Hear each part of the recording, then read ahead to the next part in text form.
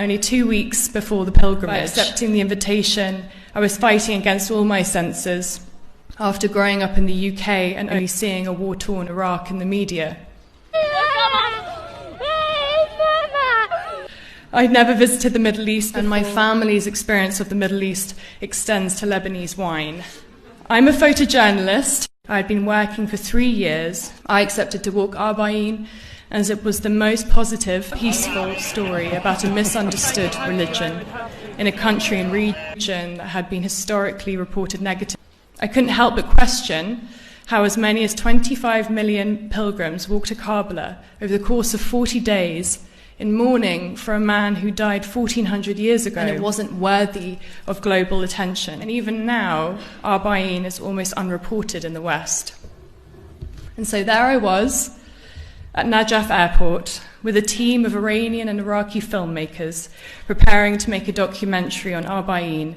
For 3 weeks, we walked Arba'een via the quiet pathways in Hilla, along the Euphrates River, and towards the heart of Karbala, via what pilgrims fondly call the Highway of Love.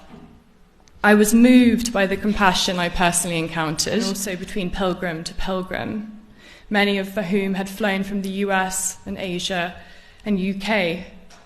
I was surprised to meet a woman who worked for HSBC in London.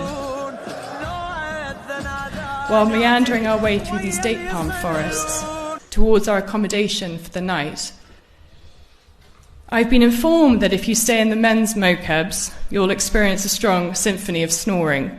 But I can tell you in the women's mokebs, you have to be prepared for toddlers poking you awake and the sound of newborn babies crying. And in my case, I had aunties offering me food, readjusting my hijab, and asking me 20 times a day if I was married.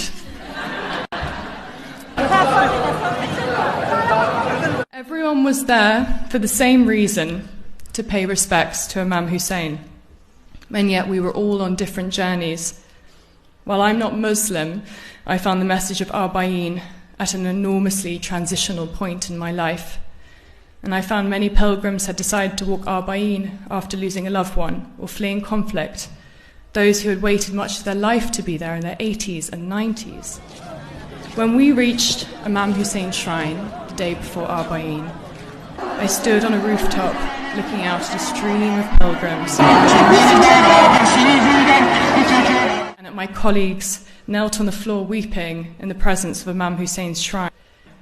I felt overwhelmed and confused.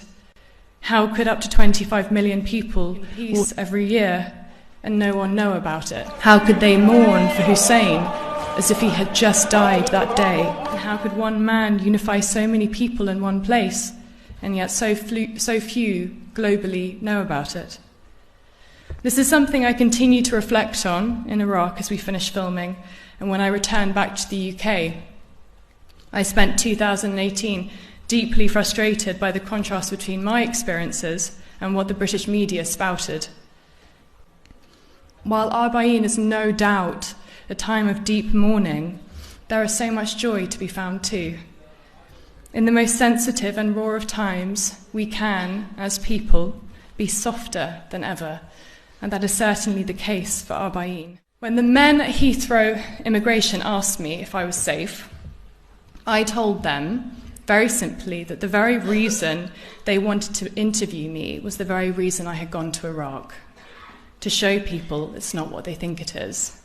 I opened my laptop and I showed them my photographs, and I showed them these pictures from the pilgrimage. They started to ask me about Shia Islam and what Iraq was like, and in that moment, 3 non-Muslim male police officers apologized for making the assumption that I was in danger simply because I'd been in Iraq. We must collectively stand up on the right side of history, up against injustice, just as Imam Hussein did 1,400 years ago. There's no more important message in my life to share than this.